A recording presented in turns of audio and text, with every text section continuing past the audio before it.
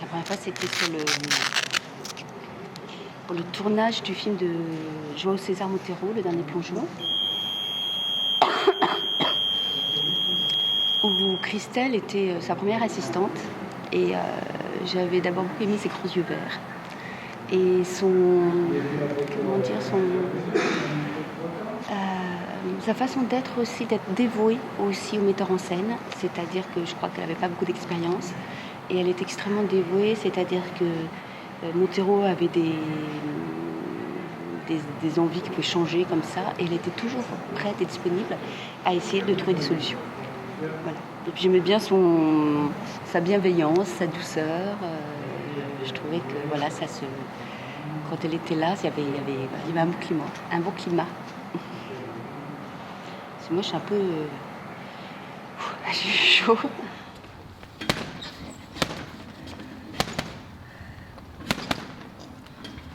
Le tournage était assez rapide. On s'est complètement perdu de vue après. Et je l'ai retrouvé... Est-ce que c'est moi qui l'ai appelé ou elle, il y a quelques années. Je crois que je l'avais vue dans un film. Et je l'ai appelée. Elle m'a dit qu'elle était devenue productrice. Et ça m'a beaucoup amusée. On a déjeuné ensemble, on s'est revus quelques fois.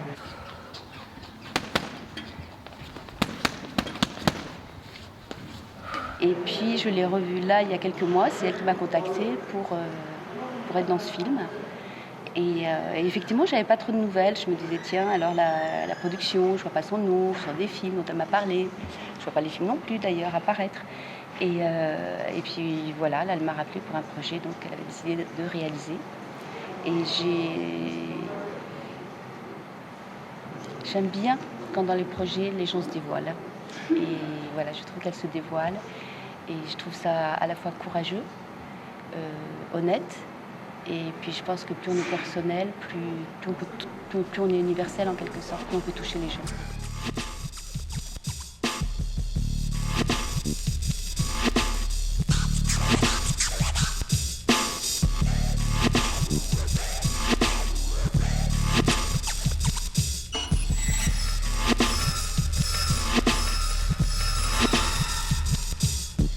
It was a strange last slip. Not a word escaped my lips when fear overcame me. I didn't want to die like that alone. I didn't want to die like that alone.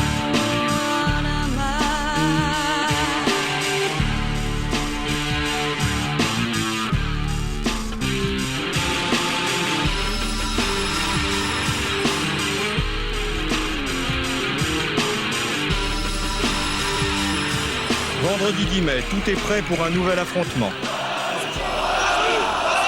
Au soir commence la première nuit des barricades. Je suis née le 10 mai 1968. Je ne sais pas si cette date conditionne quoi que ce soit, mais c'est plutôt amusant. Je me souviens quand j'étais plus jeune, en mobilette, je mettais pas souvent mon casque et les flics m'arrêtaient souvent. Et quand ils voyaient sur ma carte d'identité née le 10 mai 68, ça les amusait beaucoup. Ça m'a évité quelques PV. Avec un sourire en plus, j'en faisais un peu de charme. Maintenant, ça marche plus du tout. Mais d'être né le 10 mai 68, ça me rappelle aussi que je vais bientôt avoir 40 ans. Et en Guadeloupe, quand j'étais en Guadeloupe, un jour un marabout s'est approché de moi. Et sans que je lui demande rien, il prend ma main et il me lit les lignes de la main. Et là, il m'annonce que je vais mourir à 40 ans. C'est super flippant. Moi qui suis déjà hypocondriaque. Et là, j'y suis. Dans quelques mois, j'ai 40 ans. Je m'y retrouve là. Donc, il faut qu'on se dépêche de finir ce film. Parce que dans quelques mois, je vais mourir. Oh, je déconne. Allez, coupe ça. Je suis partie un matin, j'avais 16 ans. Je devais aller au lycée et j'ai planqué ma mobilette dans les bois. Je suis partie parce que ma mère venait d'être hospitalisée dans un hôpital psychiatrique.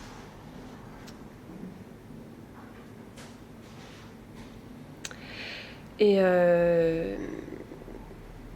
donc je voulais pas rester toute seule avec mon père. Ma sœur venait de partir aussi pour faire ses études en ville. On habitait à la campagne et voilà, rester avec mon père dans cette grande maison à la campagne, ça me disait rien. Je trouvais ça glauque. Et puis moi j'avais toujours voulu monter à Paris, comme on disait. Et donc, puis je me faisais chier, donc je me suis dit, je m'ennuie, je pars. Quand je suis arrivée à Paris, j'avais pas beaucoup de fric. Et je me faisais inviter par des vieux. Des mecs qui avaient parfois 20 ans de plus que moi. Je traînais au Flore, dans les quartiers chics, d'artistes. Enfin bon, je fréquentais des quartiers intellectuels, artistiques de Paris. Pour rencontrer plutôt une clientèle, on va dire, d'intellectuels. Clientèle. Oh, je suis grave. C'est pas ce que je voulais dire. Hein. Je veux dire Bon. Enfin, je traînais dans les quartiers un peu chicos de Paris. Le Flore, la Closerie. Voilà, j'ai fait du stop jusqu'à Briançon, où là, je devais récupérer mon petit copain de l'époque, qui était en cure pour asthmatique. Et alors moi j'avais emmené tous mes fringues, mes disques, mes livres et toutes mes affaires personnelles, et lui je le vois sortir avec rien. Il avait son blouson, ses ventolines et voilà, et il m'a suivi et on a fait du stop tous les deux. Et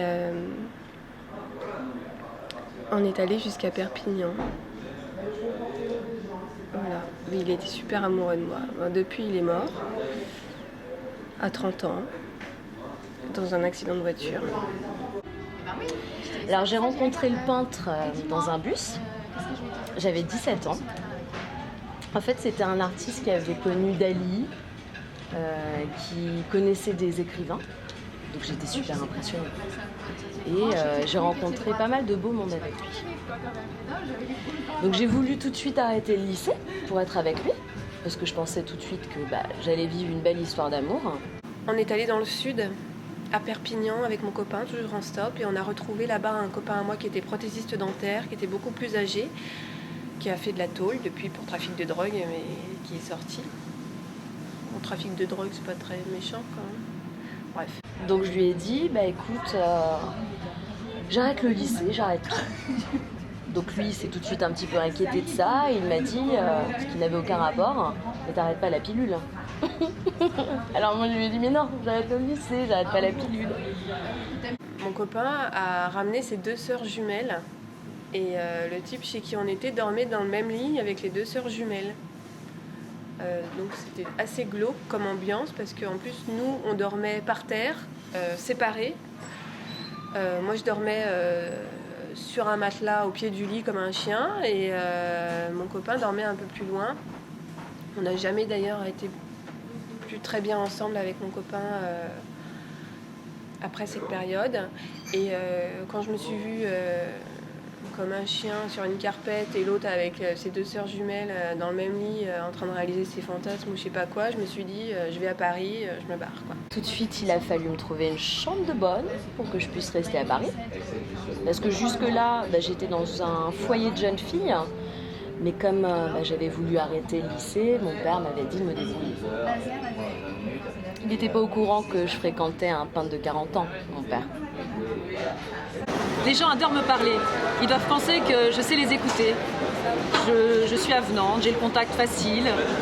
C'est pas forcément intéressant ce qu'ils me racontent, mais c'est vrai que j'arrive à les écouter, ils le sentent. Ça doit me venir de ma période d'attaché de presse, les relations publiques, tu vois, c'est mon truc. Alors ce que j'essaye de faire dans le documentaire, ce que je veux faire, c'est de réunir une galerie de portraits de femmes. Je vais recueillir des témoignages. Quelques anecdotes me suffisent. Pas forcément des femmes qui ont vécu des choses extraordinaires, mais pas non plus ordinaires. Les gens pensent que ce qu'ils vivent, c'est parfois limite, alors que ça arrive à plein de gens. Et comme j'ai le contact facile, je pense que je ne vais pas avoir de mal à rencontrer des femmes.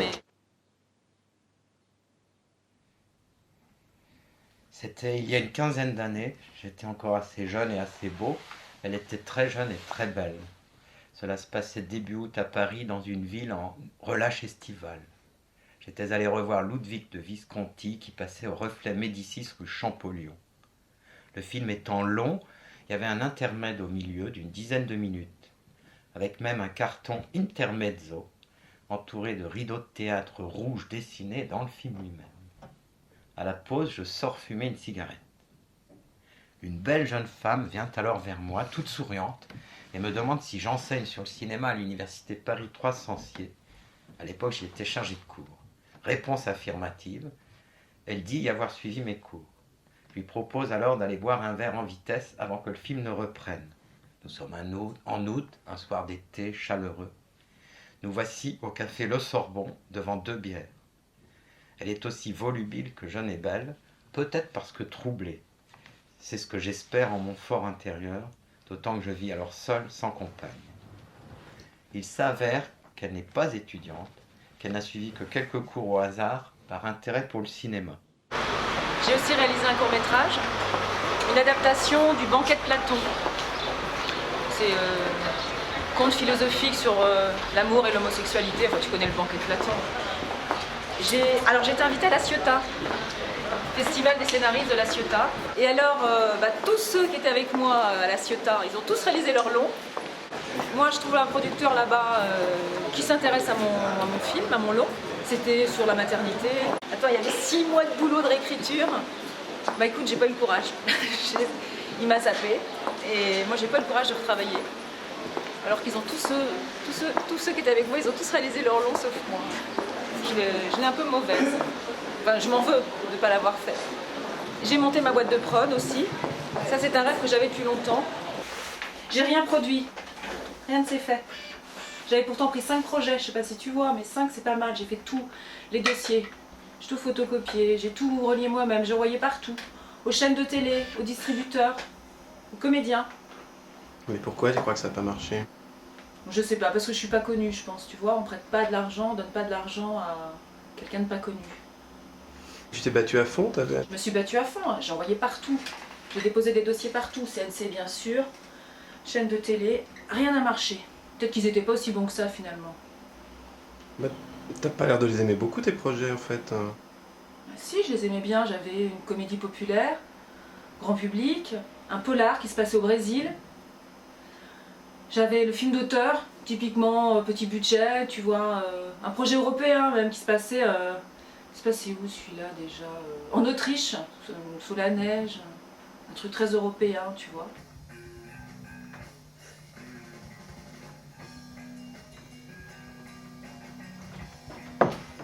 J'aurais dû commencer par ça. Mais là, je tiens quelque chose. Hein. J'aurais dû commencer par mon film directement, plutôt que d'aller chercher des auteurs à droite à gauche. Oh, quand je pense à mes auteurs, les pauvres, il n'y en a pas un qui a fait son film. Rien que dalle. On n'a rien eu. Oh là là. Ils voulaient tous être, tu sais, cinéastes, faire leur premier long. Il y en a un, il se prenait pour Piala. Non mais tout le monde ne peut pas être cinéaste. Tout le monde ne peut pas faire des films. T'es pas d'accord? Tous ces films qui sortent toutes les semaines, chaque semaine, c'est une avalanche. Les livres, c'est pareil. Comme si du moment que son histoire était écrite ou filmée, ça devenait tout de suite forcément intéressant. C'est absurde. Il n'y a rien eu quand même. Non, j'ai pas eu d'argent. Personne n'a rien donné pour ces projets. Donc bon, bah, tout ça, la page se tourne. Hein.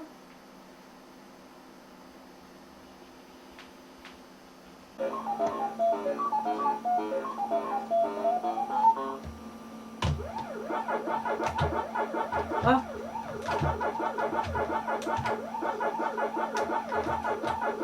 Bah ici c'est mon bureau. On est loin du cinéma comme tu vois, mais il faut bien gagner sa vie. Et moi mon boulot consiste à m'occuper de chômeurs. Tu sais ces gens qui ne trouvent pas de travail. Bonjour, asseyez-vous. Alors vous êtes toutes déçues, toutes catastrophées. C'est pas terrible.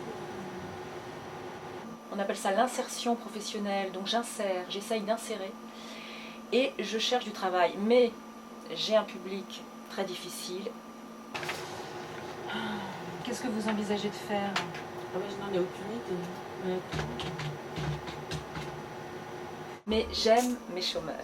J'adore quand ils viennent me voir, tu vois, ils s'installent, on discute.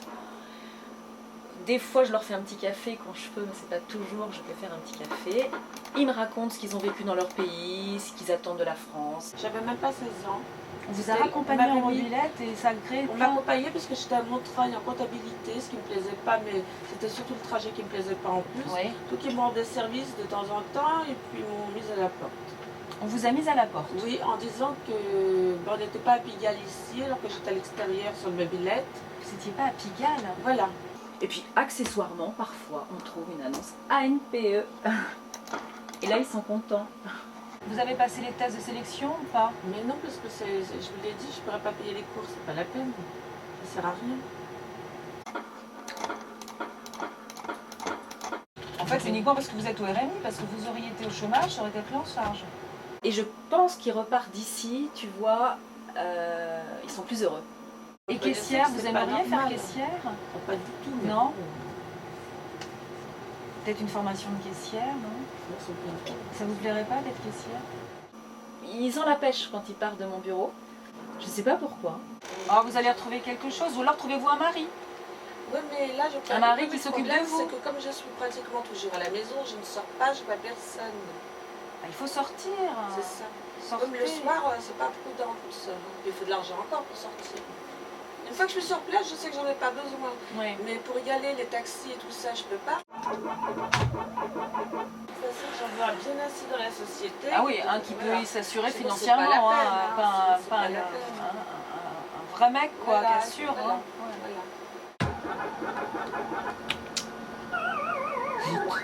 Je crois que le courant passe bien entre nous.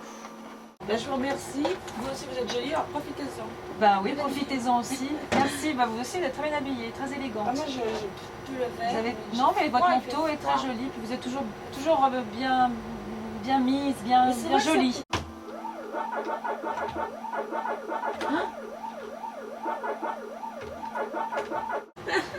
À bientôt. Au revoir. Au revoir.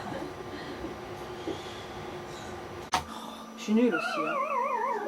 Le but c'est de bouffer les bons. Je me souviens pendant la soirée, c'était la terrasse, donc la mois d'août, et tu m'avais écrit un petit mot sous les dessous de verre. En carton. Tu m'avais donné ton adresse. Bière, ouais. On était resté un moment sur cette terrasse à discuter. On était resté, le film avait repris, on n'avait pas vu la fin de Ludwig, on s'était dit peut-être qu'on irait le revoir.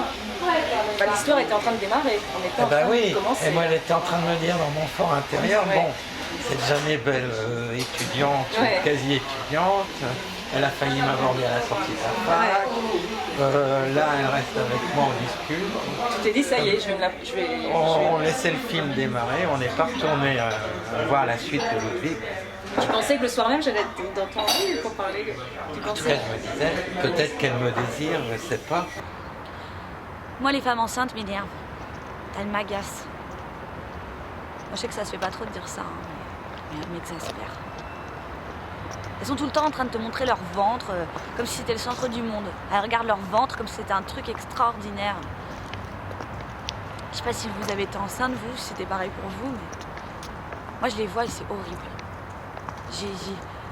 J'ai horreur quand mes copines sont enceintes. Il faut aller s'extasier comme ça, comme si c'était un truc extraordinaire. Alors, elles montent leur ventre. Moi, quand j'étais enceinte, j'en ai pas fait tout un cas. Hein. J'étais en pleine forme. Ça, c'est vrai. Mais bon, j'ai rien changé à ma vie.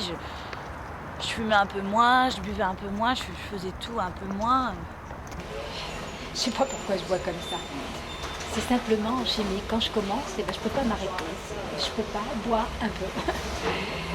Et en fait, c'est parce que j'aime ça, tout simplement. J'aime l'ivresse, le plaisir de l'ivresse. J'aime les cafés, les bistrots, les bars, les restaurants. Mais je sors pas tous les soirs. Hein. Je suis souvent seule chez moi avec ma fille. C'est d'ailleurs pour ça que j'aime d'autant boire et sortir, parce que c'est rare. fait, ça m'est venu d'une histoire avec un mec. Mais j'ai pas changé de vie fondamentalement, quoi. C'est difficile de parler d'un truc qui est pas extraordinaire pour moi. Au bout d'un moment, bon, 6 bières, moi je buvais moins vite que lui quand même. Et là, il commençait à être sous. Et enfin, on pouvait commencer à se parler un petit peu. Et comme je commençais à être ivre aussi, et je me levais, je me mettais à danser dans le bureau. Mais lui, il restait dans son fauteuil, il dansait pas. Sinon, quoi d'autre j'avais des seins beaucoup plus gros, j'avais des seins énormes. Alors j'en profitais pour mettre des décolletés pigeonnants. Des fois, il me faisait signe d'aller m'asseoir sur ses genoux, il me faisait bien. Alors moi, j'allais m'asseoir sur ses genoux, mais bon, rien, il se passait rien, on s'embrassait un peu, on se parlait pas beaucoup. Et puis il commençait à partir, à être bourré. En fait, son grand truc, c'était de passer des disques. Il arrêtait les morceaux, il me disait écoute ça. Et après, il buvait, il écoutait la musique, et il était complètement saoul. Et moi aussi, je me mettais à danser, et lui, il mettait la musique à fond. Les premiers jours, c'était un peu dur après la naissance de ma fille. J'étais un peu déprimée. T'es toute seule à la maternité, tu peux pas vraiment sortir, tu dois que t'occuper du bébé, du biberon, de changer les couches. Mais bon, c'est joyeux, hein, c'est sûr. Même si c'est un peu chiant parfois. Mais c'est joyeux quand même. Et puis tout à coup, il se levait. Alors évidemment, il titubait et il me disait viens, on va aller se coucher. Alors il habitait au-dessus de son bureau, 2 étages au-dessus. Et là, on faisait l'amour. Pas longtemps, parce qu'il était complètement bourré. Mais j'aimais ça. En fait, il me plaisait bien. J'aimais ça. Et pour ça, j'étais prête à beaucoup de choses, comme l'accompagner dans la boisson. Et je sais, c'est con. Mais je peux être très faible. Mais le problème, c'est que quand je commence une relation, je veux aller jusqu'au bout. Et fatalement, je prends le risque de me laisser peupler aussi, comme ça, par les vices des autres. Au bout d'un moment, mais long, j'ai dit que tu me plaisais, que je te désirais. Parce que moi, je suis très timide avec les femmes, je ne absolument pas leur donc on s'est un petit peu, tu m'as dit un petit peu touché. C'est réciproque, oui. Nos mains se sont croisées. Je crois que j'ai caressé un peu son visage, comme ça. Ah oui, je me souviens. Ouais, oui. Caresse. Oui, je me souviens. Puis on parlait. C'était au mois d'août, il faisait beau, chaud. Enfin beau, c'était le soir, mais il faisait chaud, on était bien, on buvait. Et on est sortis, et là, on a vu, je pense, s'étreindre, se serrer l'un contre l'autre. Ouais. Mais je t'ai proposé de rester avec moi ce soir-là, mais comme toutes les femmes, tu n'as pas voulu ça le premier soir. Ça c'est bizarre, ça me ressemble mais pas toutes les femmes. Mais ça me ressemble pas moi pourtant. Elles se disent, je vais passer pour une fille facile, Marie couche-toi là, comme les autres. Et donc tu as dit, si, tu as dit on verra demain, enfin on se recontacte. Ouais, c'est pas mon genre pourtant de faire ça. Mais bon, oui, maintenant je sais. En fait, j'ai failli vivre à Los Angeles parce que mon mec de l'époque m'avait envoyé un billet, il m'avait invité là-bas. Il s'était installé et puis il m'avait envoyé un billet d'avion. Mais en fait, je sais pas, j'avais pas tellement envie d'y aller. J'avais pas envie d'y aller parce que déjà il m'avait agacé, il m'avait demandé d'emmener des machins, des sextoys. Il était très branché accessoires et il voulait absolument que j'emmène à Los Angeles des accessoires qu'il m'avait offerts à Paris. Alors moi je me suis quand même dit que je faisais pas 10 000 km pour me faire mettre des godemichés dans le cul, donc mais bon. Finalement on a fini dans un club, enfin dans une boîte échangiste quoi. Et moi j'avais jamais pensé du tout aller dans ce genre d'endroit, pas du tout. C'était un truc super glauque avec des vieux sofas tout crades et c'était vraiment glauque, il y avait des mecs qui étaient là pour se caresser. Et arrivé à LA, à l'aéroport, il m'attendait Alors, avec un short californien et une casquette. Il m'attendait avec un short californien et une casquette, mais c'était ridicule, mais bon. Et puis comme j'étais fatiguée, j'aime pas trop prendre l'avion, je descendais juste de l'avion, c'était un peu dur, mais il a voulu absolument qu'on aille tout de suite sur les hauteurs, à LA, là où on voit toute la ville la nuit, ça c'était beau. Puis après on est allé chez lui, alors chez lui c'était un petit studio au bord d'une piscine, mais là-bas de toute façon il y a des piscines à peu près partout. Mais je sais pas, en même temps j'étais contente d'être à LA et puis je me sentais pas très bien, j'avais pas envie de faire l'amour avec lui. En fait c'était ça le truc. Je faisais semblant, je simulais, je sais pas, je me sentais pas très bien donc voilà, je faisais semblant de jouir et je jouissais pas. Alors je sais pas pourquoi moi j'étais complètement offerte. J'ai commencé à me déshabiller. J'ai enlevé le haut, j'étais seins nus. Ah non, en fait je crois que j'ai tout enlevé. J'ai pu me comporter comme une salope sexuellement parlant parce que ça m'excitait, mais sur le plan purement humain ou moral, je me suis jamais comportée comme une salope. Moi avec le père de ma fille, c'était différent. L'amour est parti d'un seul coup. Mais par exemple, j'ai connu la jouissance assez tard, grâce à une relation avec un homme que j'aimais pas. Et donc il y a des mecs qui ont commencé à se branler sur moi, et il y en avait plein, il y avait 5 ou 6 mecs, et il y a mon pote qui était là, et du coup moi je commence à les branler. Et puis eux ils se branlaient, puis moi je les branlais, j'avais des bites dans toutes les mains. Et puis voilà, et donc en fait il n'y avait pas de capote, donc moi je voulais pas du tout me faire pénétrer, donc il n'y a eu aucune pénétration, juste de la branlette. De la branlette toute la nuit, jusqu'à 5h du matin, de la branlette. C'était un garçon de la fac de philo, il venait d'une famille assez riche. Il était pas beau et gros. Mais c'est ça qui m'excitait justement. Qu'il soit sa laideur, c'est sa laideur qui m'excitait, c'est ça. Il avait un côté vieux garçon libidineux. Il m'emmenait souvent dans des restos assez chics. Ça j'aimais ça parce que j'aimais bien sortir et puis j'aimais bien qu'il ait de l'argent, ça faisait partie de l'excitation. Il mettait souvent des costumes plutôt classe, mais je dois dire que sur un mec gros et pas beau, ça fait toujours un peu ringard.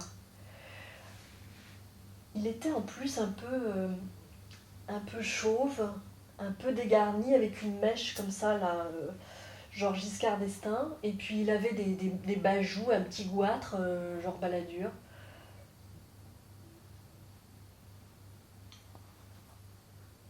L'idéal, ça aurait été qu'il me passe les clés de l'appart et de la voiture, et puis que je laisse faire mon petit séjour tranquille, comme ça, toute seule. Mais bon, il était toujours là, à côté de moi. On se voyait régulièrement chez moi ou chez lui. J'aimais bien ça parce que je savais que je l'excitais. Alors quand il venait chez moi, j'étais nue sous mon peignoir, on parlait très peu. Il s'asseyait à côté de moi sur le canapé et puis il me caressait, il commençait à me masturber. Après, quand c'était fini, il partait. Et puis c'était tout. En revanche, il était super nul pour faire l'amour normalement ou baiser. Il avait une toute petite queue, je le sentais à peine. Et c'était un peu glauque là, tous ces mecs qui se branlaient sur moi, et à la fois c'est ça qui était super excitant. C'est parce que pour moi c'est la première fois, et je crois que c'est le côté un peu glauque aussi qui était super excitant, le côté pas net. Et je crois que s'il y avait eu des capotes, j'aurais pu baiser avec tous ces mecs en fait. Mais bon, j'étais bourrée, mais j'étais quand même assez consciente pour savoir ce que je faisais, et j'avais pas envie de faire n'importe quoi. Bon, et même à jeun, j'aurais pas fait ça. Je suis restée avec lui juste pour les caresses, et je suis allée avec lui jusqu'au dégoût. Quand je suis avec un homme et qu'il me fait jouir, je suis accro à ce qu'il me fait jouir et je vais jusqu'au bout. Donc le lendemain matin, je suis rentrée chez moi, j'étais dans un état un petit peu second. Et je crois que j'ai pu me faire jouer grâce à ça pendant un bon moment.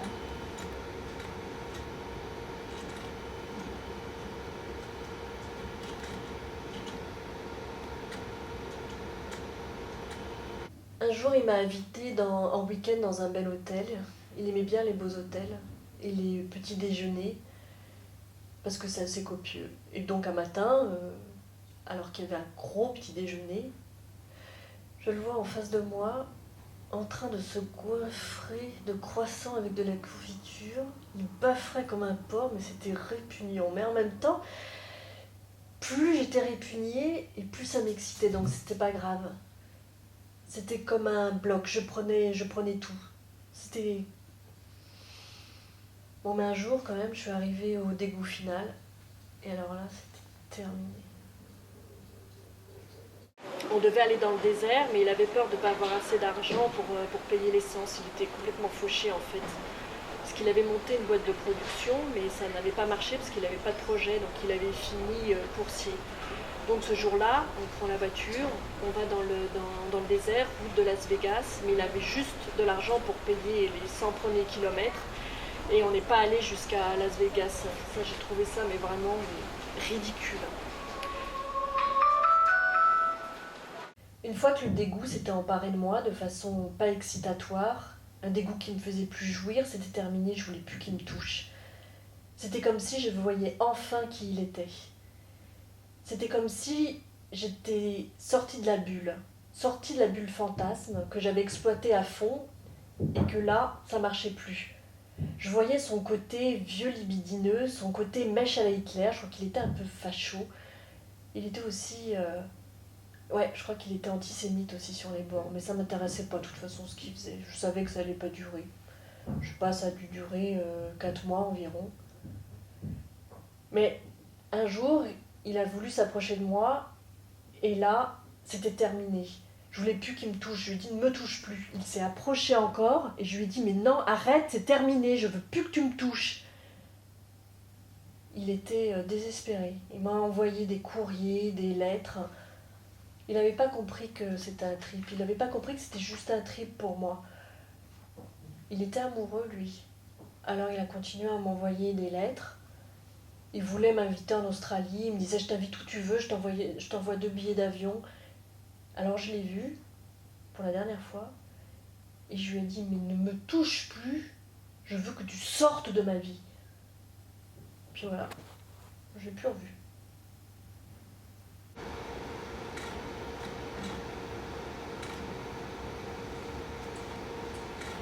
En fait, je m'ennuie vite, je m'épuise. Je m'épuise vite, j'en ai marre de tous ces gens qui me pompent l'énergie, qui ne s'assument pas affectivement, qui ont besoin de l'autre en permanence. Quelle fatigue d'être aimé, quelle fatigue de devoir toujours donner quelque chose aussi en retour forcément. En fait, je crois que je ne cède pas facilement à l'enthousiasme. J'y peux rien, c'est plus fort que moi. Alors je dois toujours avoir... on doit avoir l'impression que j'ai une personnalité un peu sombre, forcément. Nous sommes revus et nous avons vécu plusieurs années ensemble. Amour et cinéma, amour du cinéma. Des années qui furent belles et bonnes, me semble-t-il bien, rétroactivement.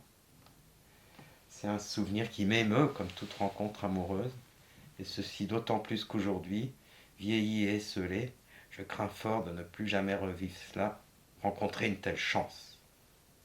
Mais bon, laissons ma petite personne, retenons l'instant merveilleux de la rencontre. Et d'ailleurs, retenons le grand petit livre consacré à la rencontre au cinéma par Philippe Arnaud, cher ami disparu. Comme notre amour a disparu, comme tout disparaît sans fin, jusqu'à ce qu'on disparaisse soi-même. Ok. Non, c'est pas gay. Bah, les histoires d'amour finissent mal en général.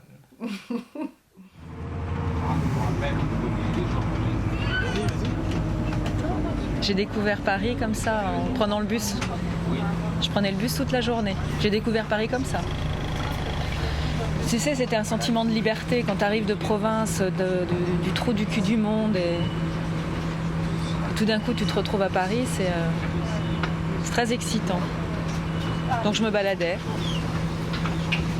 Je découvrais la ville. J'étais très excitée par tout ça. J'avais 16 ans et j'avais quitté ma famille. Et me retrouver dans ma chambre de bonne, même si elle était petite, hein, sans confort, j'étais heureuse, j'étais libre. Tu sais, l'ivresse de la liberté.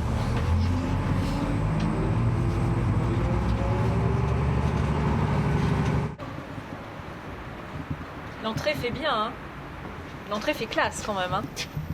L'entrée est classieuse, hein. Mais j'avais pas d'interphone, moi. J'avais pas mon nom sur le... J'avais pas d'interphone, mais l'entrée était jolie. Seulement, moi, j'étais la petite porte au fond de la cour, porte de service. Pour les bonnes. Bah, pour les bonnes. J'avais pas d'eau. L'eau sur le palier, l'eau froide. Donc, j'allais prendre des douches chez un architecte qui habitait rue de Vaugirard. Tu vois, c'est pratique. Rue Le Courbe, un peu plus loin, rue de Vaugirard, et là, il y avait l'architecte. Et je prenais des bains là-bas. D'ailleurs, j'avais un autre architecte chez qui je prenais des bains, mais c'était plus loin. C'était rue Oberkampf. Bah, l'architecte qui m'appelle régulièrement depuis 15 ans, qui m'a jamais oublié, qui continue de m'appeler encore aujourd'hui, qui est encore passionné. Qu'est-ce que tu lui as fait, lui? Je sais plus trop ce qu'on a fait, mais il est toujours il fantasme toujours sur moi.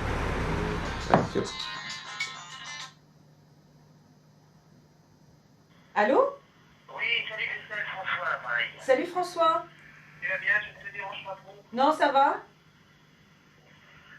Eh bien voilà, ben oui, j'avais besoin de te parler et éventuellement de te voir. Qu'est-ce qui t'arrive? Si ça ne te dérange pas trop. Bah, qu'est-ce qui t'arrive exactement? Mais non, ce qui m'arrive, c'est que je n'arrive pas à t'oublier. Voilà, pas compliqué, j'y arrive pas. Bah, quand même, François, ça fait plus de 20 ans, tout ça. Eh oui, mais bon, je n'y arrive pas. Ça fait trop longtemps que je te le dis et que j'ai pas su gérer cette chose-là. Oui, c'est incroyable quand même. C'est incroyable. Je me souviens pas qu'on ait vécu en plus des choses très extraordinaires, très longues. Oui, non, mais c'est resté, c'est peut-être resté de l'ordre du fantasme, hein, ou du...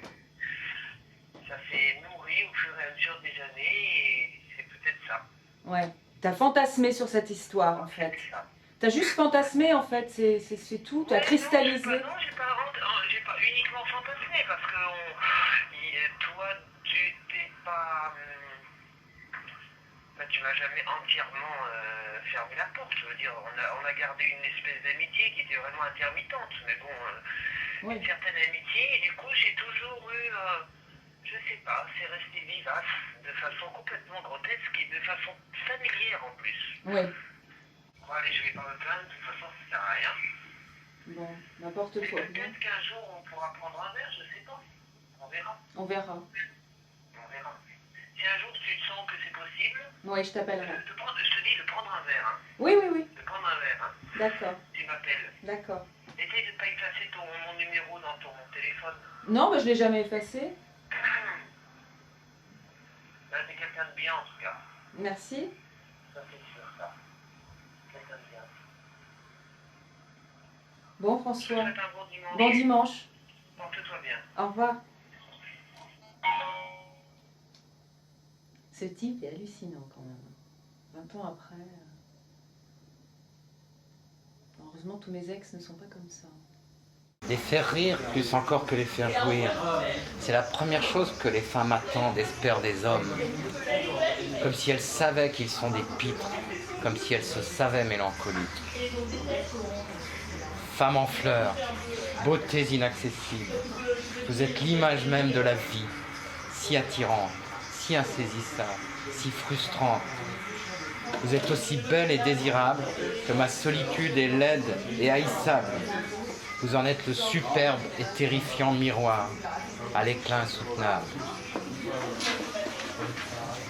Les hommes sont aussi solitaires que les femmes sont désirables. La vie sans femme, sans chair, mécanique, sèche, réduite à l'os. Une fascination, mais surtout une horreur.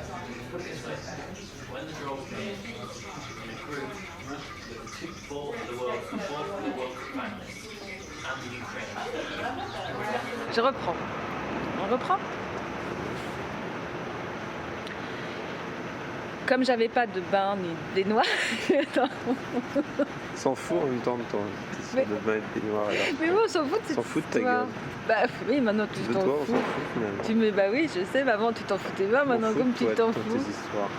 Bah pourquoi tu veux me filmer? Je veux plus te filmer, je me force. C'est pour ça que c'est pénible pour moi. Ah bah alors. Je me force.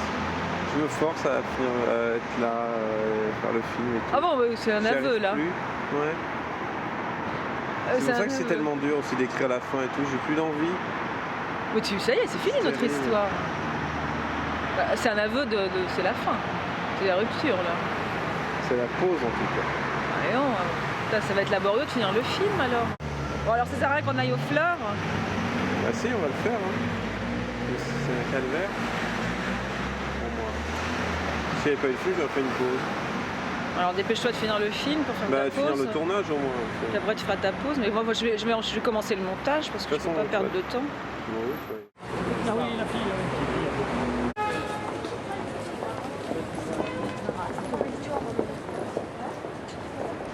Là, tu as le fleur là. C'est joli quand même. Hein. Et zoomé.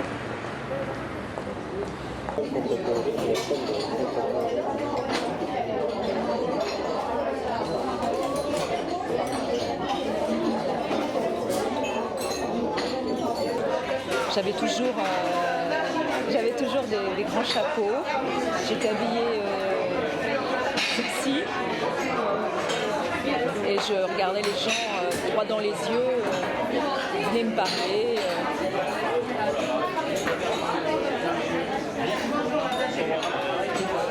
Je faisais pousser des pauses comme ça.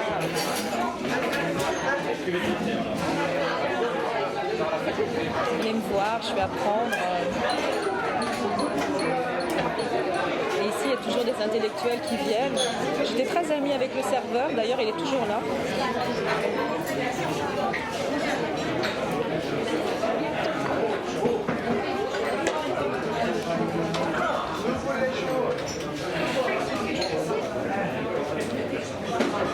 Je voulais qu'on me remarque.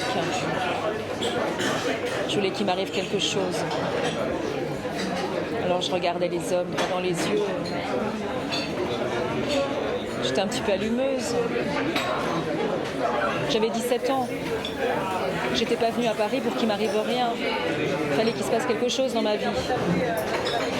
Et ici, je me disais, je rencontrerais des gens forcément intelligents, des intellectuels, des artistes. Tu sais, un peu comme Juliette Gréco. J'aurais pu rencontrer Jean-Paul Sartre, enfin, s'il avait été encore vivant.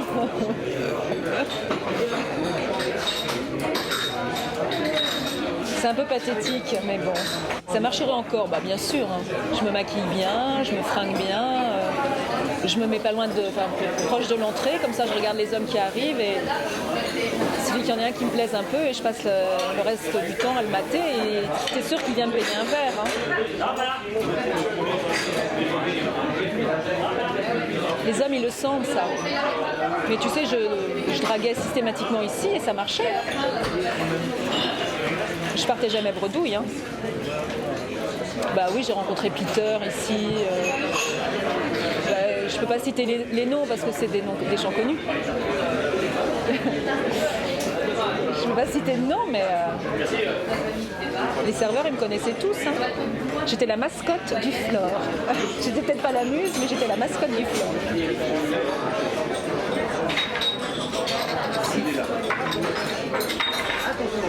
Je t'ai ramené un petit cadeau du Japon. Ah.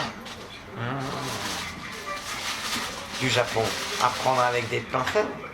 J'ai ramené un petit cadeau du Japon. Waouh. Attends, je sais pas dans quel sens parce que tu sais c'est l'écriture japonaise. Ah, super. Très beau ça. Attends, mais ça se prend dans un certain sens. Ah oui. Oui. Non, il ne faut pas croire que c'est une façon de souligner les formes. De souligner les formes d'une femme. C'est très excitant parce que la chair est un peu contrainte. Ouais. C'est comme en peinture ou en dessin, comme je sais pas, un trait en peinture. Ça souligne une forme, ça contraint un peu. Cette femme-là, elle sent ses seins soulignés dans la corde. Oui, mais il faut une belle poitrine pour ça, il faut une grosse poitrine. Hein, il y a préférence. Ouais, oui. ouais. Elle sent ses seins soulignés, c'est tout. Elle sent pas qu'elle craque. Et elle sent par contre une double pression au bras.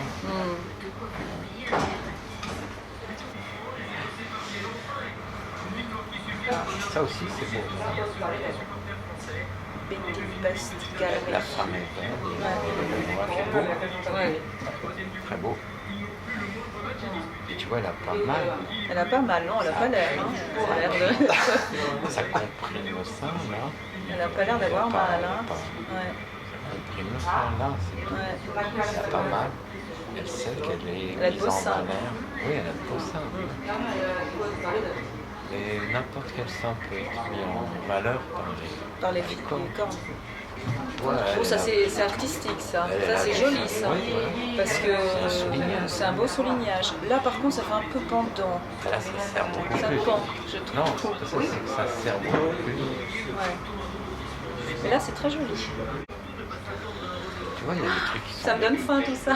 Il y a des choses qui sont de pure esthétique. Oui, mais il y a du serrage qui est beau. Hein. C'est pas... serré, soit beau. Il y a aussi quand même l'idée que, attention, il y a des femmes qui aiment ça. Et que l'expression du visage est belle. Voilà. Ah oui, ouais. Entre souffrance et plaisir. Souffrance et jouissance. Souffrance et jouissance. Douleur et plaisir à la fois.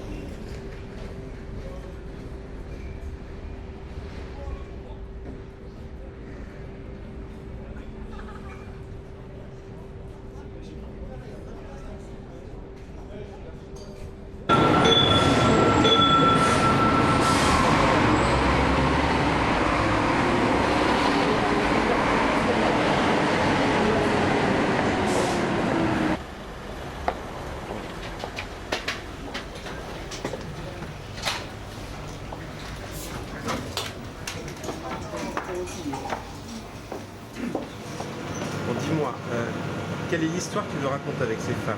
C'est quoi le lien entre elles? J'ai pas d'imagination. J'ai envie de créer quelque chose, mais je ne sais pas inventer. Alors je dois partir de la réalité.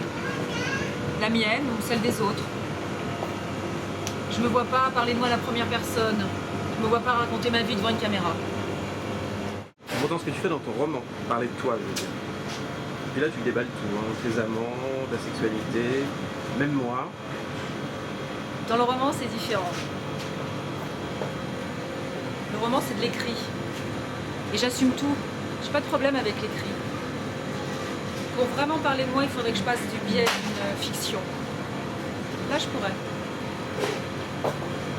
Est-ce que c'est par exemple, parce que je sais pas, leur histoire, toi qui parles que de toi souvent, tu dis que tu parles souvent de toi, est-ce que c'est parce que dans chacune de leur histoire, tu te retrouves un petit peu toi-même? Écoute, ces femmes, moi, j'en ai rien à faire. Enfin, c'est pas ça, mais c'est que des anecdotes. Moi, je sais bien parler que de moi. Je me serais pas donné autant de mal juste pour raconter des anecdotes. Non, moi, ce que je veux faire, c'est une fiction. Je veux faire mon film, ma fiction, qui se passe au Japon, Paris, Tokyo. Tu veux m'en parler un petit peu ici, là? Non, pas ici. Viens, on va ailleurs. C'est dommage parce que ça s'y prête. Oui, mais on va aller ailleurs. Je t'en parlerai. Promis. Ok.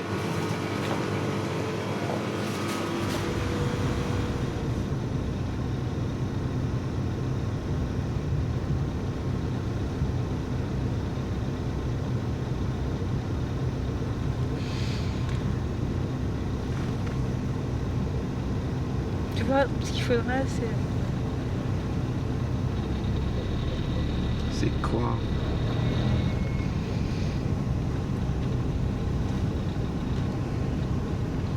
Ce qu'il faudrait, c'est faire un film juste pour nous.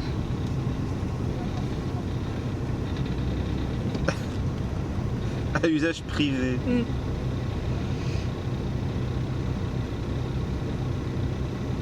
À visionnage privé. Ouais. C'est quoi, c'est une thérapie? Non.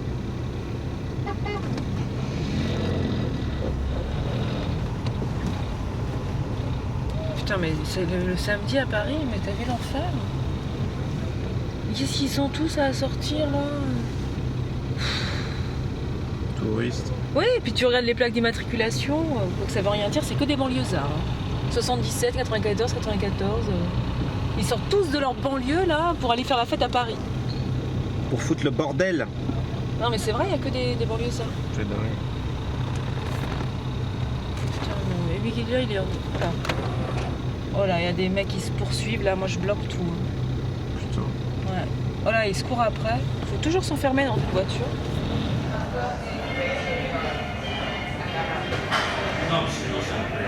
Camille, c'est une prostituée.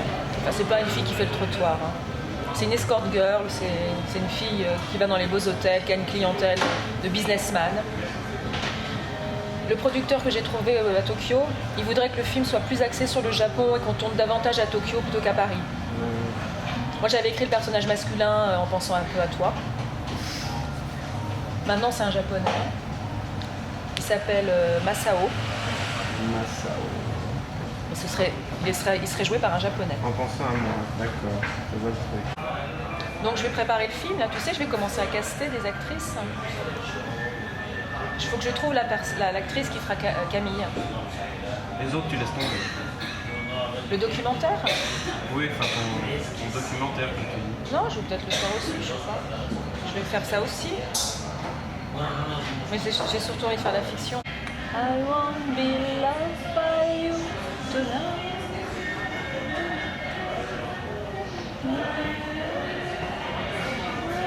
Oh merci. Il est gentil ce barman. Merci. Oui, tu fais du charme tout le monde. Quand t'es une jolie femme, est-ce que c'est pas exaltant de sentir le désir des hommes sur soi? Je sais pas, je suis pas une jolie femme. J'imagine bien. Quand t'es jolie, t'as envie de séduire, t'as envie que les hommes te désirent. C'est un plaisir. C'est un plaisir de la vie, enfin. Autant profiter. C'est vivant ça, non? Le désir, c'est vivant. Je profite, toi. J'en profite. Celui qui me désire aussi, il en profite. Oui. Ça fait plaisir à tout le monde. Sauf à moi.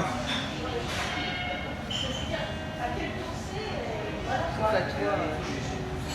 Si je dois cesser de plaire parce que je suis avec quelqu'un, c'est ridicule. Ah oui.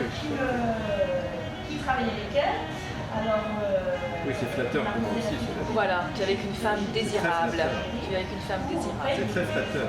Oui. Avec toi, ça fait 3 ans qu'on est ensemble. Oui. Ça fait 3 ans qu'on est ensemble, je ne sors pas toute seule le soir, je suis tout le temps avec toi. Sauf une fois, tiens. Oui, une fois. Mais je suis tout le temps avec toi, on est en couple. J'ai plus 20 ans, je suis plus célibataire, je cherche pas un mec.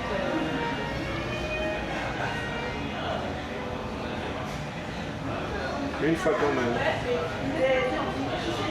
Oui, une fois. C'était une expérience, c'était la première fois.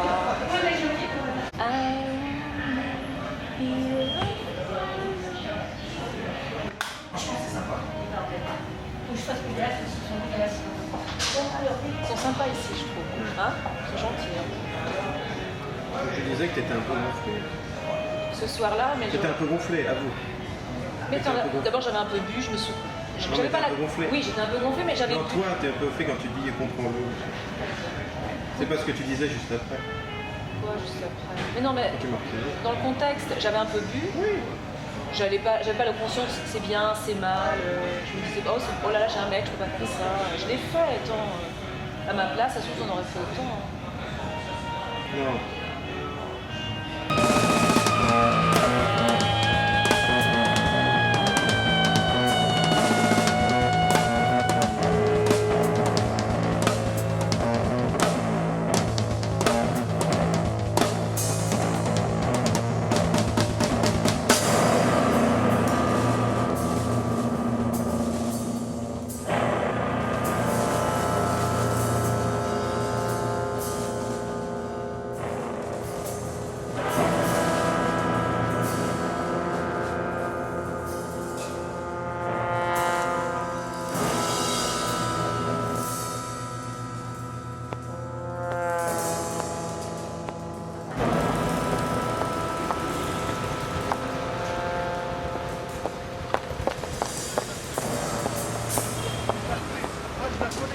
Mais où vas-tu? Ah oui, c'est ma prise. Je la connais.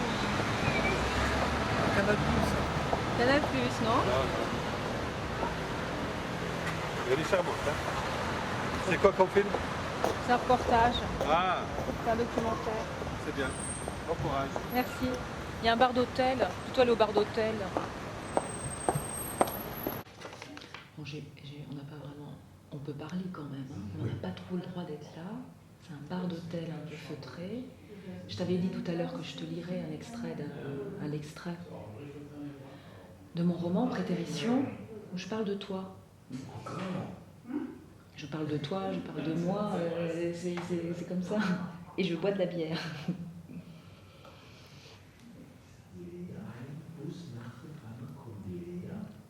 Tu filmes les Allemands qui sont derrière. Derrière, il y a des Allemands. J'aime bien entendre parler allemand. C'est rare, non? Enfin, c'est rare. À Paris, d'entendre parler allemand. Bon. Pauvre Jérôme. Je ne supportais pas ça. Jérôme ne me plaisait pas quand il pleurait. Il me répugnait à pleurer comme un gamin. Et si on prenait une chambre dans cet hôtel? Après tout, Ça on change. est dans un bar d'hôtel. Ça changerait. Quoi? Impossible. Ah oui, ce serait bien. On n'a jamais été à l'hôtel à Paris. Oui. Moi, je dis ça changerait. En tout cas, il n'y a pas de chauffage. Là, je me gèle. Hein. Je me gèle. Hein. Ah oui. Attends, il n'y a pas de Bon, chauffage. ça fait Là, longtemps. derrière, il y a... Non, mais ça fait plaisir que tu proposes la chambre. Moi, c'est toi qui paye. Hein. Oui, j'en doute pas. Non, mais parce que c'est toi Et qui prends tu- les... Parce que c'est toi qui prends Et tu me l'initiative. payes après. Ça serait un fantasme. C'est ça. Et On en revient tu toujours à payes. ça. On en revient Tu toujours à payes ça. la chambre et tu me laisses des billets. Il n'y a que des Allemands dans cet hôtel. Et encore des Allemands qui arrivent là. Puisque ça faisait long... Parce que ça fait longtemps que tu On n'a pas baisé. proposé quelque On baisse chose. plus, mon minou. C'est ce que je dis. On baisse plus, minou. C'est un repère d'Allemands. Mais on est devenu un couple de peluches. Un couple de peluches, oui. c'est vrai. couple On de peluches. On coucoune en peluche, on ne baisse plus. Mais j'oserais, on est dans un hôtel. Il Non, suffit mais que j'aille dans voir un- le mec à la réception, il est là. Avez-vous une chambre? On va finir la... votre hôtel est sympathique, il y a beaucoup d'Allemands, on aime bien l'Allemagne. Prenons une chambre. Non, mais dans les voitures, c'est pas tellement possible. Qu'est-ce que c'était? Comment ça s'est passé cette histoire? C'était le gros qui excitait. Et je voulais qu'il me branle dans une voiture. Oui. Et alors? J'avais envie qu'il me Ça, c'est un branle. fantasme. Oh, j'avais envie qu'il me branle dans la voiture. On l'a fait, on est allé dans le bois de Boulogne, aux abords du bois de Boulogne. Et alors? Et j'avais envie qu'il... T'étais habillée comment? Ah, j'étais en robe avec boutons, parce que j'adorais l'idée qu'il me déboutonne tous les boutons. Et alors je voulais qu'il me branle dans la voiture. Et ben, Et ça s'est fini comment? Et ben ça s'est fini que mon petit bonhomme, ça s'est fini qu'il y a eu un flic qui a fait tac tac tac sur la vitre de la voiture. Et vous êtes rentrés? Elle a dit oh, pas de ça sur la voie publique. Donc c'est impossible. C'est triste.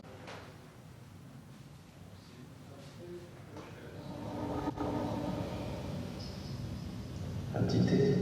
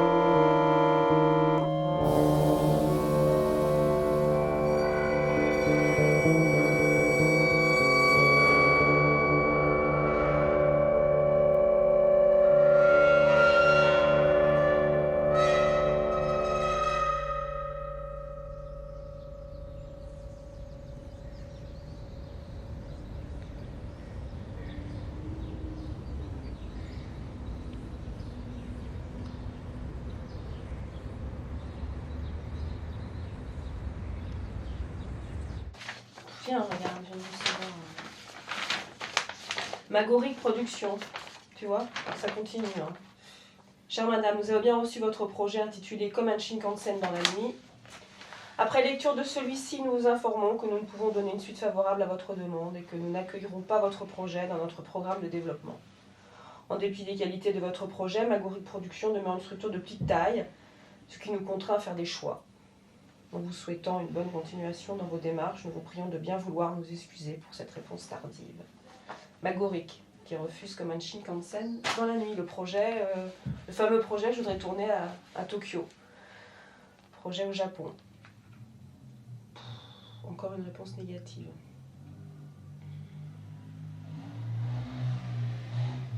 Tu vois, j'arrive pas à produire mon film. J'ai pas produit les films des autres et le mien, j'y arrive pas non plus. Tout le monde me dit que je lui ressemble. Tout le monde me prend pour Valéria.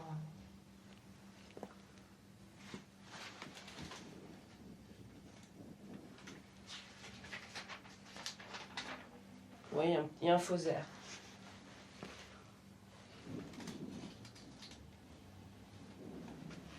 Il y a un faux air. Mais je lui ai écrit, hein. Je lui ai demandé même qu'elle participe là au film qu'on est en train de faire.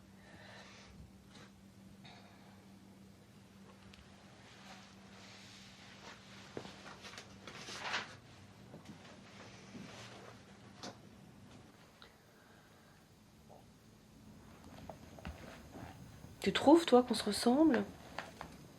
Fais oui de la tête.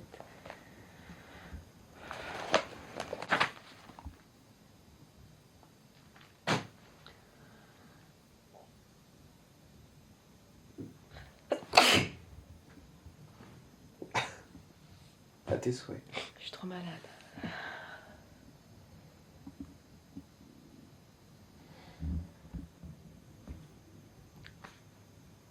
J'ai la crève. Puis entre nous, ça va plus.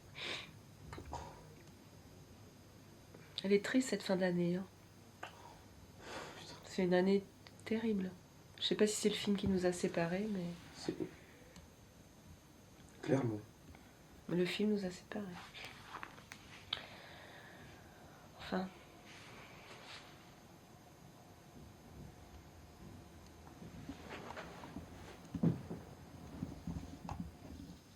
Je suis dure avec toi.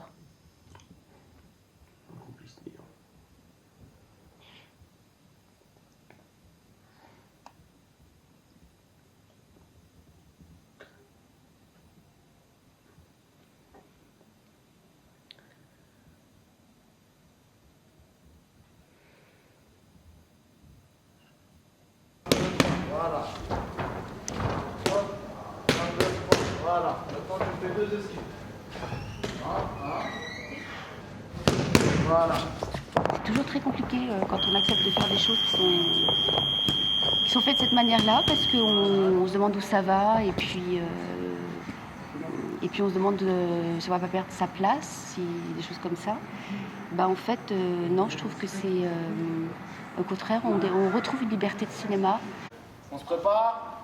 Allez, top, c'est parti, allez, on accélère, allez, frappe le sac, voilà, frappe le sac, voilà. Là, on est d'accord. Allez. Top, tu souffles. Souffle bien, voilà. Souffle bien, récupère bien, relâche les bras. Je pense qu'en fait, quand on fait un projet, il faut savoir pourquoi on le fait. On peut faire un film pour l'argent, on peut faire un film parce qu'on a envie de jouer avec tel acteur, on peut faire un film parce qu'on aime le personnage, on peut faire un film parce qu'on parle au bout du monde. Le tout, c'est de savoir précisément pourquoi on veut le faire.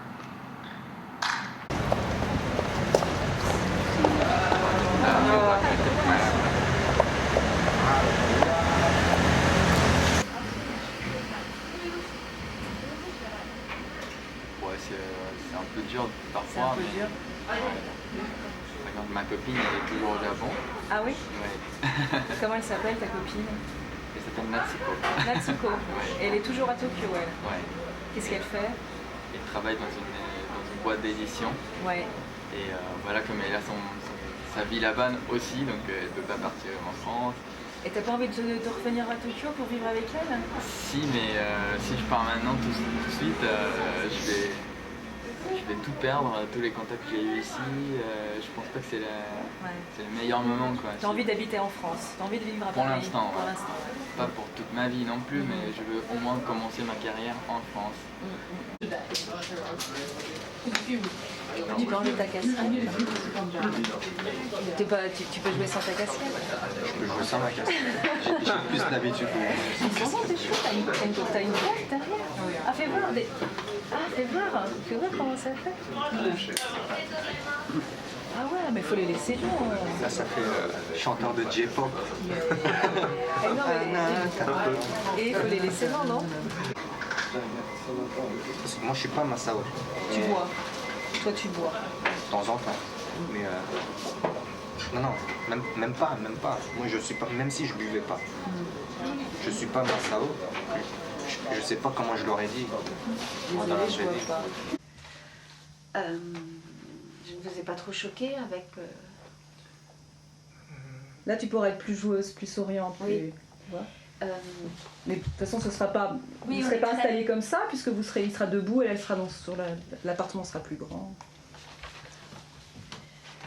Alors, je ne vous ai pas trop choquée avec... Ah, vous ne fumez pas non plus. Choqué. Comment ça?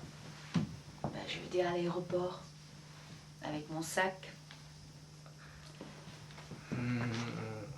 Vos jouets en plastique. Bon, excusez-moi, je n'étais plus moi-même ce jour-là. Je sais pas ce qui m'a pris, j'étais comme sonnée, j'avais besoin de parler. C'est rare quand même de se balader avec ça dans son sac. Vous jouez du piano? Sans la musique, la vie serait une erreur. Non, alors là, Masao, Ryo, pas comme ça, hein, la citation Nietzsche. Vraiment, c'est pas une citation. Faut pas qu'on sente que c'est une citation. Là, on dirait un prof qui parle. Page 24. C'est marqué spontanément. Hein. Il dit ça comme ça, mais sur la musique, la vie serait une erreur. Hein. C'est d'un ton neutre. C'est-à-dire que lui, il se l'est intégré en fait. Pour lui, c'est vrai, il pense vraiment que sur la musique, la vie serait... C'est très neutre. Sur la musique, la vie serait une erreur. Sans la musique, la vie serait une erreur. Non, toujours pas. Bon, tu travailleras chez toi. Tu vas rester bloqué sur cette réplique. Vous jouez en plastique. Ça vous plaît le piano? Sans la musique, la vie serait une erreur. C'est beau ça. C'est pas moi. J'aimerais bien vous entendre jouer un jour. Vous deviez faire quoi à Los Angeles? J'avais trouvé un boulot de prof dans un lycée français. Bon, c'est pas très glamour, mais j'ai fait des études de lettres. Et un mec avec qui je vivais s'est installé là-bas. Et je n'étais pas assez amoureuse pour le suivre. Je travaille dans l'édition. Quand j'avais votre billet d'avion, j'avais pensé à autre chose. Los Angeles, votre nom, vous, avec votre sac. Vous avez pensé quoi? Que j'allais retrouver un client? Que j'étais une sorte de pute de luxe? Ah non, j'avais pensé que vous étiez actrice. Je vous imaginais débarquer à Los Angeles pour conquérir Hollywood. Un peu comme dans le film, vous savez, avec une brune et une blonde, et qui tombent amoureuses l'une de l'autre. Le film de David Lynch? Ben, je vois que vous avez beaucoup d'imagination.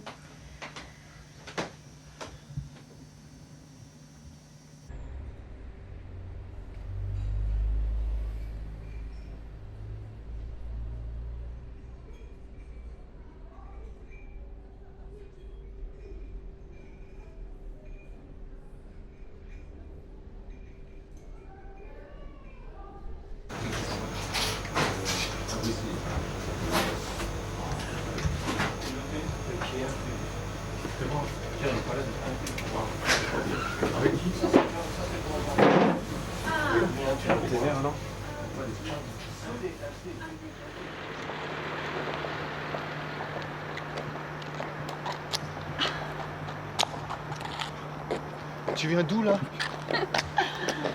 Je sais plus où je me suis garée. Allez, viens, on marche un peu. Tu sais que j'ai failli pas venir et te laisser dans ta merde. Oh. Je savais pas ce que c'était que l'amour avant de me connaître. Entre le vide de ton existence et le trop plein de la mienne. Comment tu veux que ça marche entre nous? Pourtant tu disais que j'étais doué. Hein. Et d'où tu viens là? Viens, on va prendre un verre.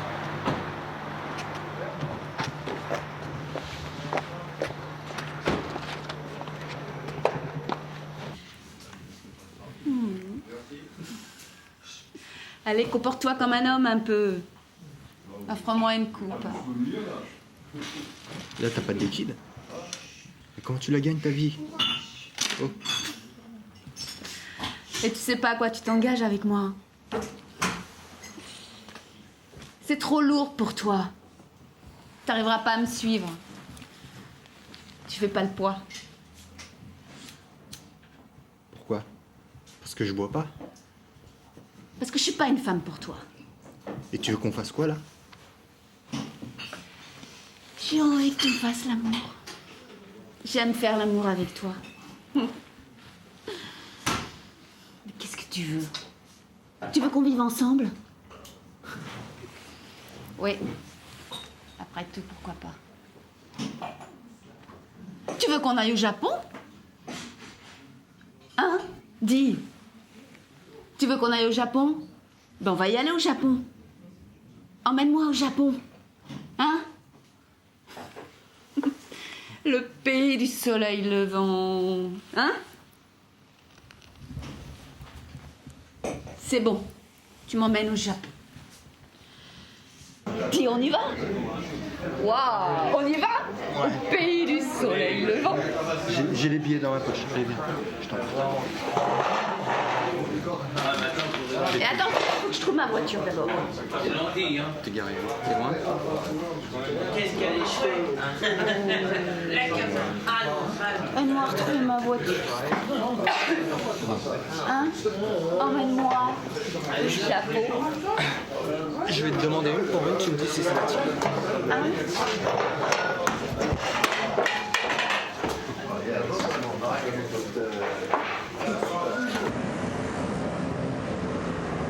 Le film, il va près de se faire. Pourquoi?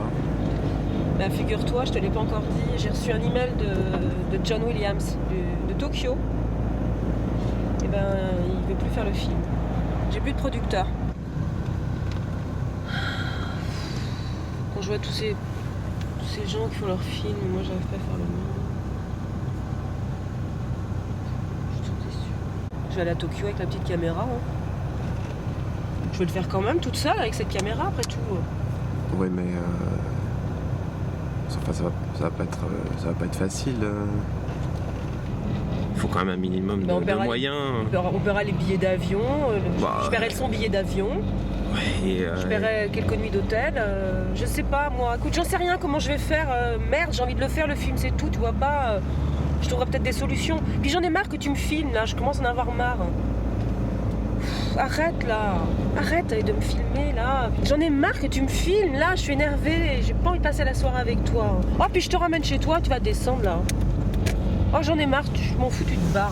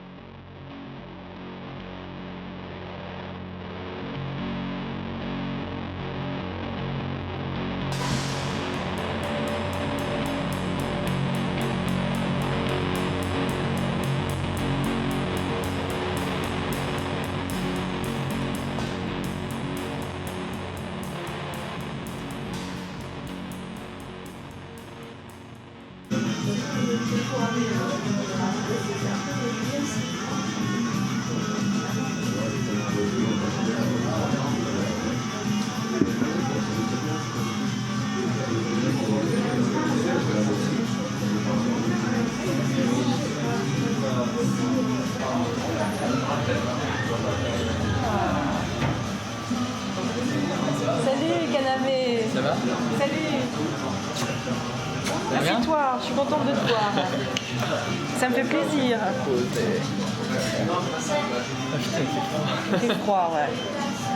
C'est drôle que tu t'aimes pas trop boire parce que dans le film, Masao il boit pas trop non plus. Oui, fait, c'est hein. vrai. C'est vrai. Il boit Ouais, pas trop. Ouais. Mais souvent, En fait, nous on est vus comme ça, les Japonais, j'imagine. Attends, moi à boit pas Tokyo, beaucoup. les Japonais ils boivent vachement. Hein. Oui, on boit par rapport à notre capacité physique, mais au niveau de quantité, c'est pas forcément comment dire, beaucoup plus qu'ici, je pense. Hein. Ouais. T'as pas de rendez-vous, t'es libre ce soir? Ouais, ça va, mais c'est quand vous allez me filmer ou Oh, mais Jérôme, tu sais, il filme tout le temps, faut pas faire attention à lui.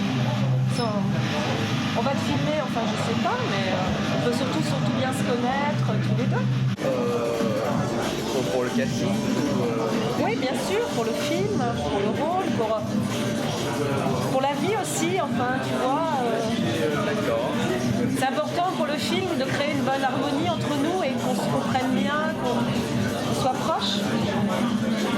D'accord. Ben oui. Tu bois pas? Tu bois un peu? Oui. Tu te sens un peu tendu? Non. Pourquoi on va chez toi en fait? Je comprends. Bah si, c'est important, c'est la deuxième étape du travail. Faut que tu viennes à la maison parce que c'est important qu'on se connaisse mieux. D'accord. Ouais, peut-être, ouais, pourquoi pas, ouais. On va s'entraîner sur le texte et tout ça, quoi. Oui, bien sûr, sur le texte, tout ça. D'accord.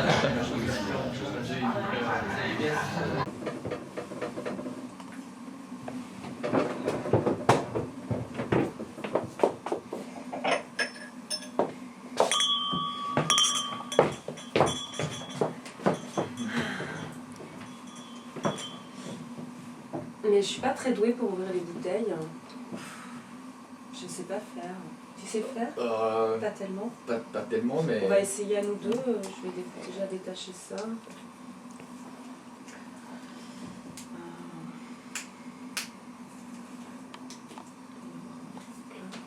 Ah voilà.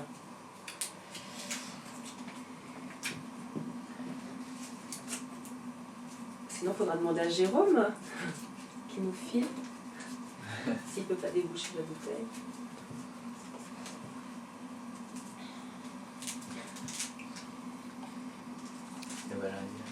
Voilà, après, alors là, tu fais comment? Tu fais ça, c'est ça?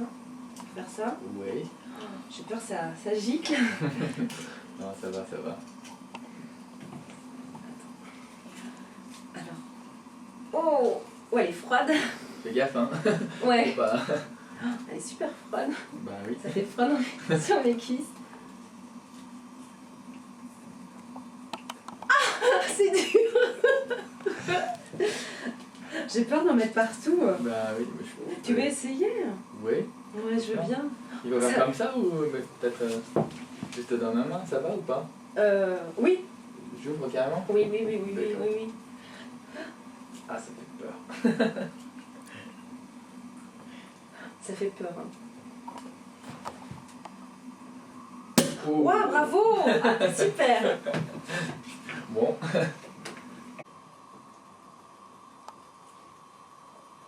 Tout à l'heure, j'irai chercher les saucisses. Oui.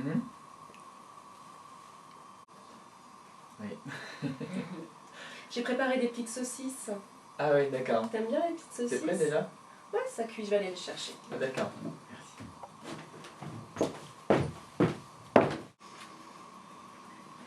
En fait, je t'ai pas demandé, t'as quel âge? J'ai 26 ans. Oh. C'est jeune. T'as encore plein de choses à découvrir. Ouais, mais 26 ans, c'est pas si jeune que ça, quoi. Pourquoi? C'est jeune, c'est c'est l'âge jeune. où il faut gagner ma vie, et voilà. Ouais. Il faut trouver un boulot et tout ça. J'en ai marre d'être étudiant, et voilà. Ouais, je comprends. T'aimerais travailler, gagner un peu d'argent? Ouais, un peu plus, ouais. Ouais. Non, ça viendra. Oui, j'espère bien.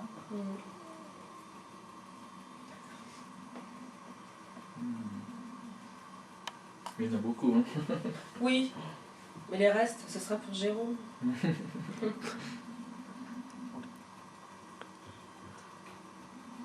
toute façon, Jérôme, il s'en fiche de nous, alors.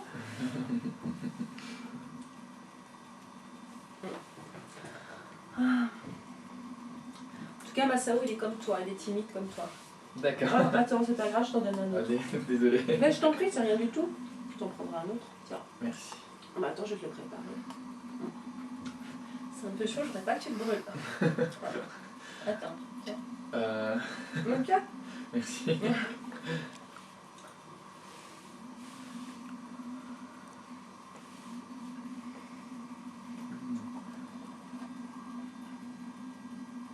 J'ai des... Ah bah, il y a des nems si tu veux, mais il faut peut-être mettre de la sauce. Qu'est-ce que t'en penses? Ouais, si. Ah, t'as des sauces avec? C'est mieux, non? Ouais, c'est mieux. D'accord. Ok, je vais chercher les sauces. Celle-là, je te dérange pas, hein, pour la sauce.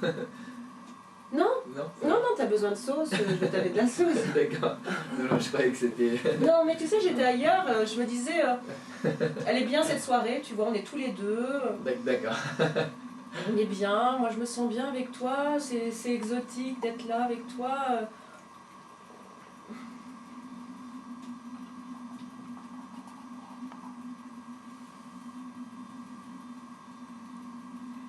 Oui, et la sauce? Oh, d'accord.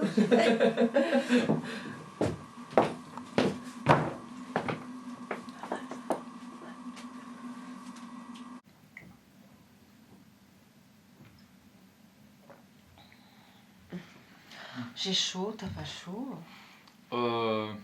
Tu veux pas enlever ton pull? Non, ça va, ça va. Ça te dérange pas si je me mets un peu à l'aise? Ah, bah vas-y. Merci. C'est chez toi, hein. Ouais, excuse-moi, mais j'ai le gros pull là, j'ai un peu chaud. J'en ai pour 2 secondes. Hein. Ah, d'accord.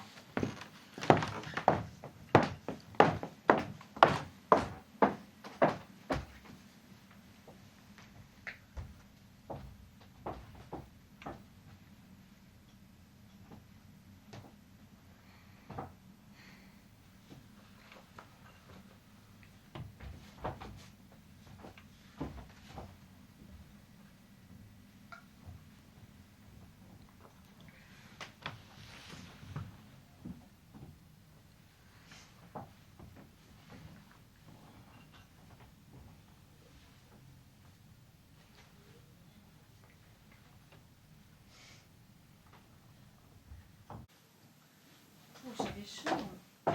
Tellement chaud. Ah, je me sens mieux. Je suis un peu plus à l'aise, excuse-moi, mais j'avais trop chaud.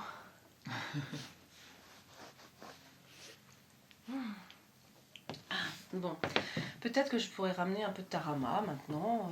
Ah, Qu'est-ce que t'en penses? ouais, très bien. J'ai faim, mais tu sais, j'ai pas faim que de tarama. D'accord.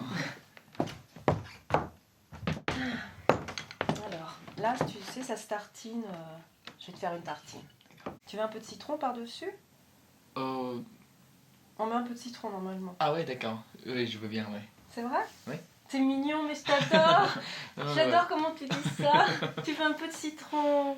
Mais je te dérange pas, hein. Oh non, mais je suis contente de te faire plaisir. Tu D'accord, vois, là, bah, j'ai envie de te faire plaisir, de te faire à manger, de te préparer tes toasts. Je me sens bien avec toi. Quelques gouttes de citron. Voilà, 3 gouttes de citron. Vas-y. Merci. Tu manges pas, toi? Si, je t'accompagne. Excuse-moi. On mange ensemble si tu veux. D'accord? On dit 1, 2, 3 et on mange ensemble. Ok? Oui. D'accord? Ça veut dire quelque chose? Non, attends, moi. Ben non, mais c'est un... alors, attends, on y va, on y va ensemble, d'accord? D'accord. 1, 2, 3.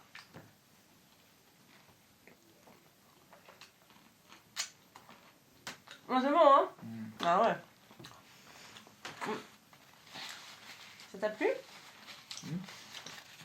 Tu touches pas, hein? Non. Ça va? C'est intéressant comme goût, hein. Ah, t'aimes bien? Ouais. Pas. Ah, qu'est-ce qu'on est bien, qu'est-ce qu'on passe une bonne soirée. Je pourrais te préparer, tu vois, retirer la peau, enlever la tête et la queue, enlever la nageoire dorsale, nettoyer le poisson, découper le poisson en filets, tout ça, je pourrais te faire. Oui. Parce que je suis sûre que ta copine elle fait même pas les sushis. Non, ça c'est vrai. Ah, Je tu sais vois pas, ouais. Ah bah moi je te les ferai. Je pourrais te faire le futomaki, le sushi bœuf épinard. Elle fait même pas les sushis, ta copine, mais elle est naze. Oh. Attends, si elle croit qu'elle va te garder, ça fait pas la bouffe. Elle te fait pas la cuisine. Si, mais c'est vrai que c'est bizarre qu'elle m'a jamais fait le sushi. Tu sais, à mon avis, avec ta copine, enfin, je voudrais pas te mettre mal à l'aise, mais je crois qu'avec ta copine, ça marchera pas très longtemps.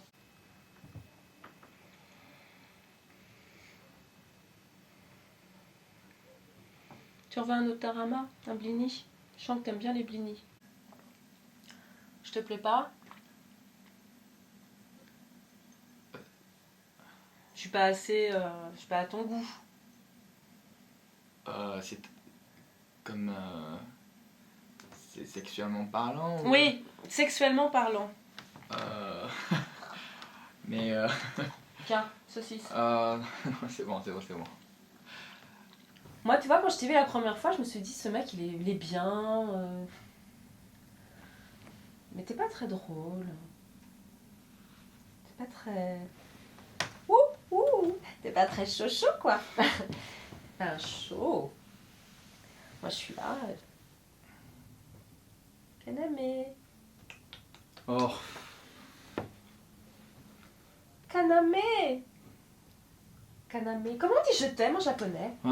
もううるさいねほんまに離れてマジで Ça veut dire je t'aime? Ah ok. Moi je m'en vais là.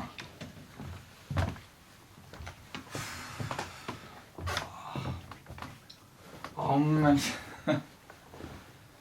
お前何やねんほんまにそんな風に見んなよあるちゅう女がしんどいもう帰ろうほんまどうしようあるちゅう女 Oh là là, l'espèce, hein. Il est pas drôle, hein.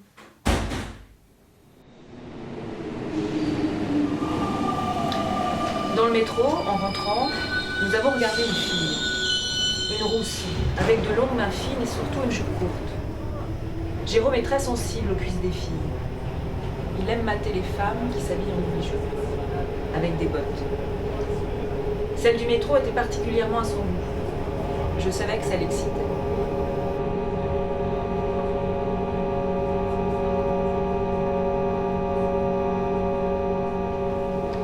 Longtemps, j'ai pensé que je ne savais peut-être que baiser et être baisé. C'était facile pour moi, j'étais jolie, un peu chaudasse, très facile d'accès, aucun problème là-dessus, c'était simple. Il m'est arrivé de me limiter à des contacts en coup de vent. Dans une voiture, juste au pied d'un immeuble, avec un presque inconnu qui m'avait ramené chez moi, et monter seule me coucher,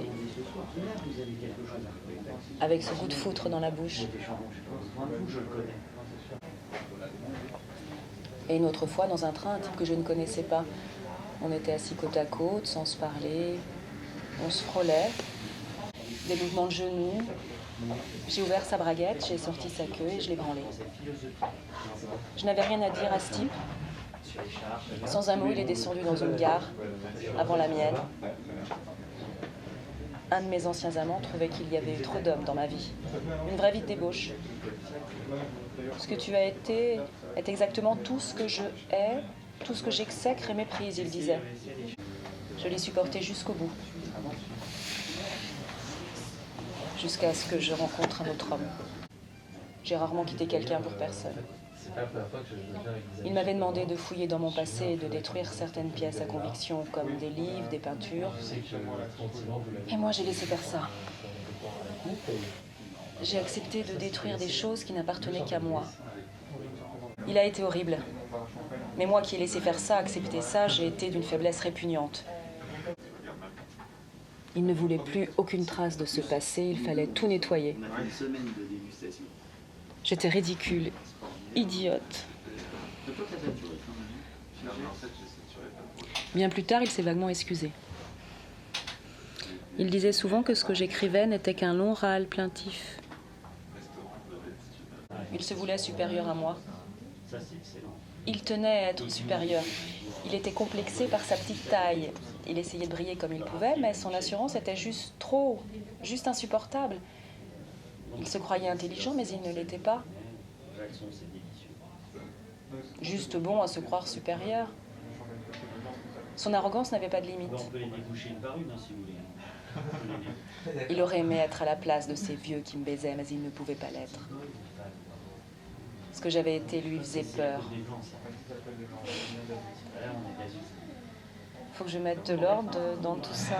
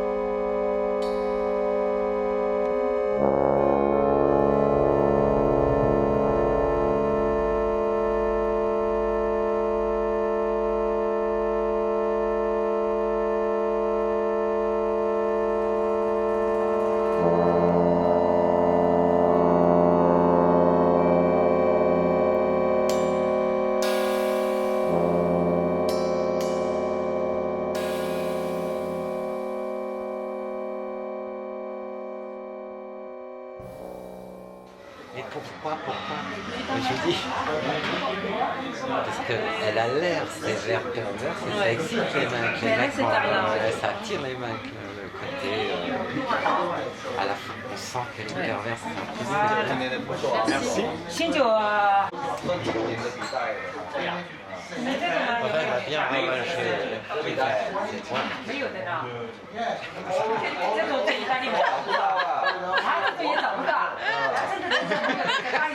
Oh, t'es super. Une histoire géniale. C'est ma plus belle histoire d'amour. Et vous?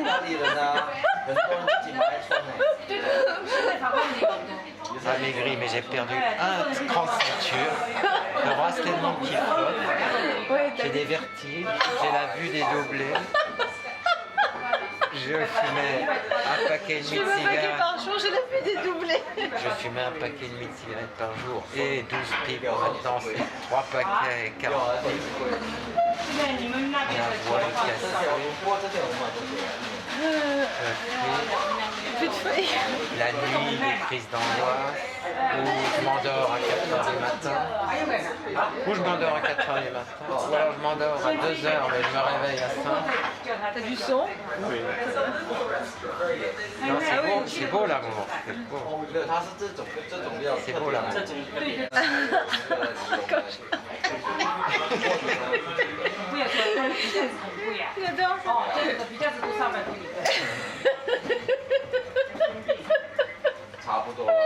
C'est une femme admirable. Grande perverse. Elle est bien. Grande perverse.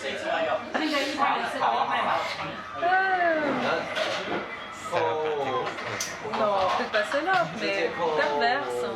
Perverse.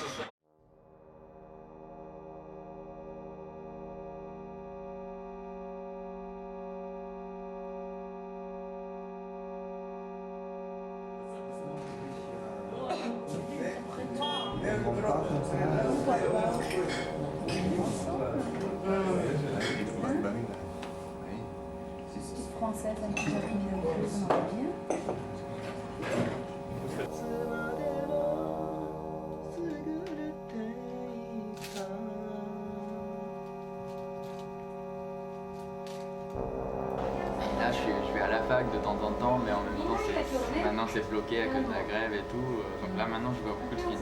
Ouais. T'as vu quoi là récemment que t'as aimé?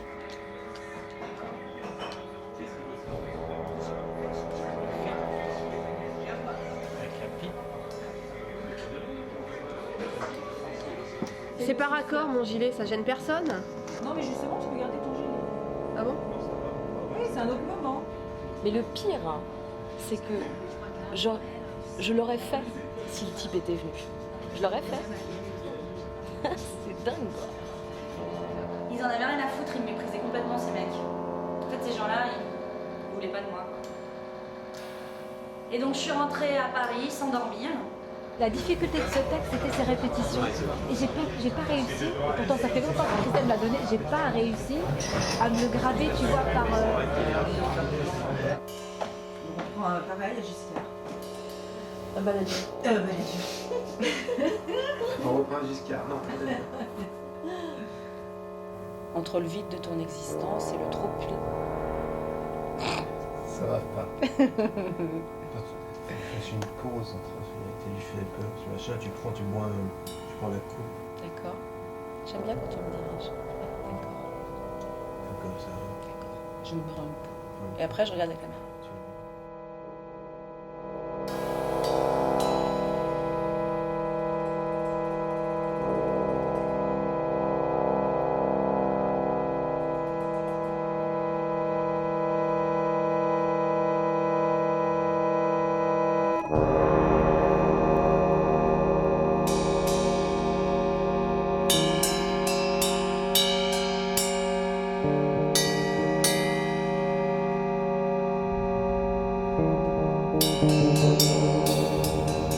Allez, souris.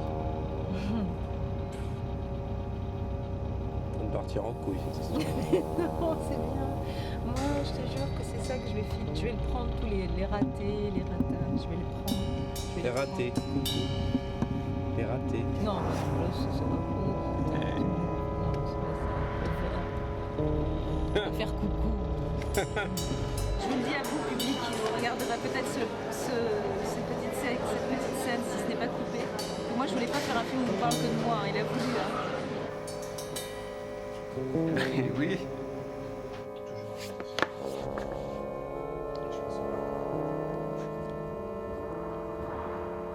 Oh putain de mémoire à la con. J'ai pas eu assez le temps, j'ai pas eu assez le temps d'apprendre. Puis j'ai regardé beaucoup 24, alors je l'avoue. Jack Bauer m'a tué. Jack m'a tué.